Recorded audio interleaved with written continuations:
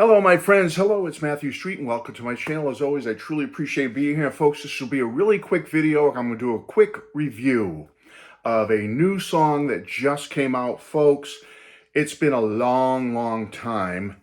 And let me set the background first. I am a fan of Billy Joel.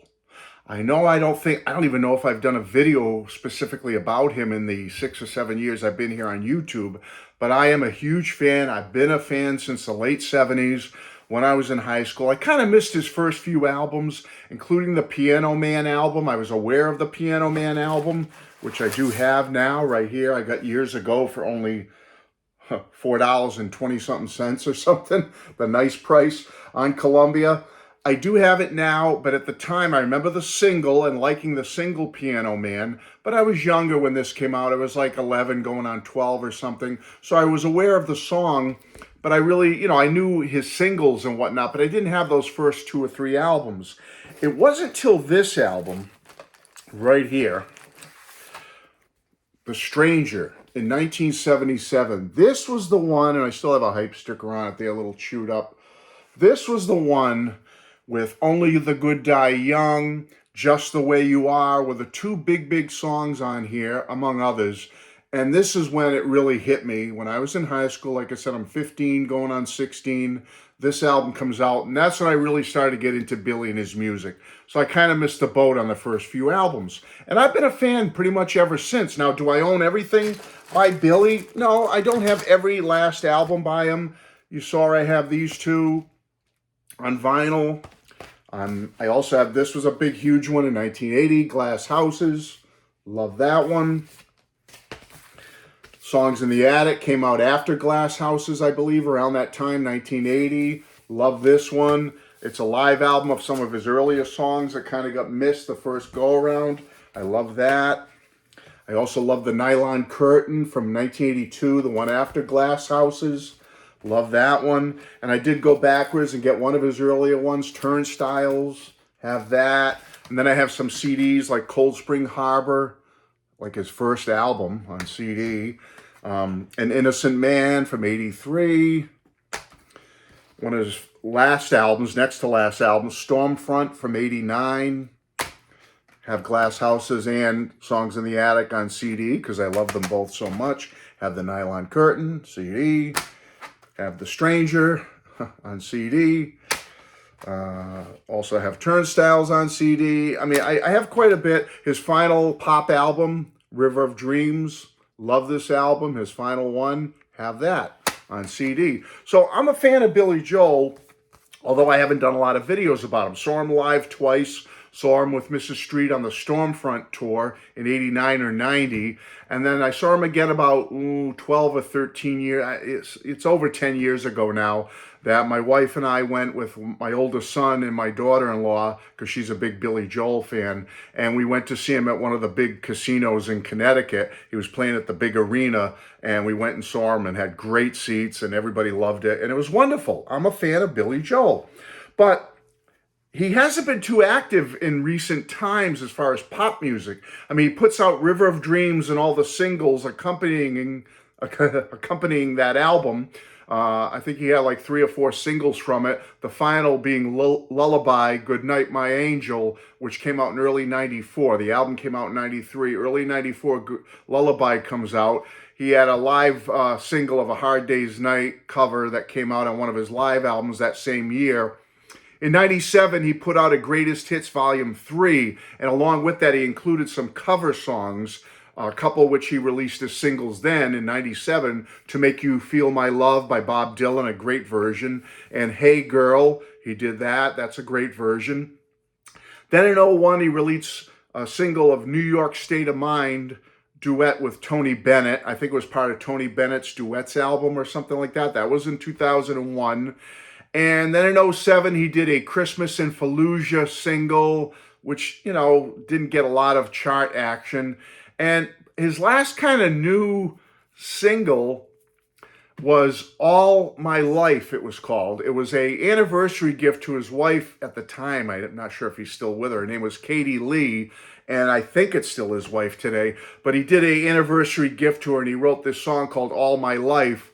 And it was kind of his first new original material since the River of Dreams stuff in 93. So that was in '07. That was, 14 years after River of Dreams. But it's not really a song that made the charts or was like it wasn't like a comeback pop sensation song or anything for Billy. It was just a little song he did for his wife. It got released as a single, but it not a lot of fanfare for it. So in my world, being a Billy Joel fan, to me, it's been over 30 years since Billy was in the pop music realm. He kind of did a lot of classical composition and stuff and released an album or two in the classical genre. But as far as being the pop star, Billy Joel, I don't consider him to have been really active with new music since 93, 94. I mean, it's been that long, a good 30 years. So to get wind that he was coming out with a brand new single, and I honestly don't know if this is going to be part of a larger project with an album. I would hope so. But we did get word that Billy was coming out with a brand new single, and sure enough, within the last week or two, we got the brand new song called Turn the Lights Back On. 7-inch single. The song is on both sides of the vinyl. Here's the back. It's a nice hard cardboard sleeve. And I'll show you the vinyl real quick. And then we'll talk about it a little bit. And I'll give you my quick review and I'll be out of here, I promise. On his old label, Columbia. All right, Billy hasn't changed labels after all these years. So it's on Columbia, very nice. And I'm a fan, so I had to order it and get it. There's a sleeve. On the inside, you also got this little cardboard insert with some writing there about the song. There's all the lyrics. Probably won't translate, but I will hold it there anyway. If you can read it, great.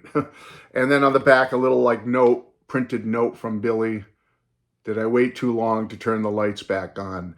I mean, you can look at the lyrics a couple of different ways. A love song. You could also look at it as I've been gone so long, and did I wait too long to turn my lights back on and get into the pop music realm again? There's a lot of different ways you can interpret this song. It's basically a good song, folks. I really like it. It took a few listens. It's written by Billy and 3 other writers, a Fred Wexler, who's also the producer of the song. You have an A. Bacon, I don't know his first name, and a W. Hector. So there's 4 writers, 3 with Billy. And on Columbia, as I said, it's a very somber, very elegant song, piano ballad. A very typical Billy Joel, straightforward piano ballad. His voice is very strong on it, although it has matured. It's gotten richer over the last 30 years since I remember it from River of Dreams and those big songs from back in the day. But it's still Billy. It's classic Billy. He still has the power. He still has the strength in his voice. And as I said, it's a really good song. Took me a couple of listens to get used to it because, as I said, it's a very, big, bombastic piano ballad, but very somber and elegant, typical Billy. So a couple, at first I was like, it kind of seemed underwhelming at first, like a good song, but a little underwhelming. But it has grown on me. The more I've listened to it, it is classic Billy Joel. Now, would I have chosen this after 30 plus years to make this my big pop music comeback and release this song? Who am I to judge? I mean, I didn't think so. I thought maybe he would come out a little stronger with something a little more upbeat, a little more, some of the Billy we remember from the 80s and early 90s. But it's still a great song. I do like it. I think he did a good job on it. There's one little piano fill. Do you call it a fill or a run on the piano? There's one little run in the song where it reminds me like I think he was very influenced by the opening to Morning Has Broken by Cat Stevens.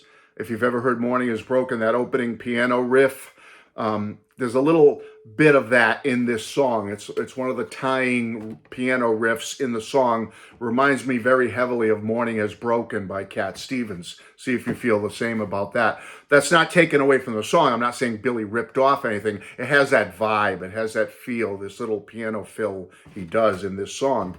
But I do like the song. It's very good. Nice to have Billy back. He performed it on the Grammys recently, along with You May Be Right from his great 1980 album, Glass Houses, and it went over very well. So I'm thrilled that Billy is back. Now, the line, as he says in the song, did I wait too long to turn the lights back on? You might have, Billy. You might have, because we love you, and I wish for these past 30. You think about his career from the early 70s up till 93, pretty much shut down his new pop music career. It's been longer since he hasn't been doing active pop music stuff than when he was doing it. So has he waited too long to turn the lights back on? Perhaps. We love Billy. We're happy he's back. I hope we have one more album in him. I'd love to see a full album come out of new Billy Joel music. But let's be realistic. He's waited a long time to do something like this, and now he's 75 years old. How much production can he have? Hopefully, he can be like Ringo and go another 9 or 10 years and put out music, and maybe we'll get a couple of Billy Joel albums before it's too late. But I think he waited a little too long. I think Billy could have, turned the engine back on and got back into the pop music realm a little sooner than 30 plus years. But happy to have him back, happy to have this song, and I'd like to hear what you all think of Turn the Lights Back On. I like it. I think it's a good Billy Joel song, and I'm happy to have it. Take care, everybody. Bye-bye.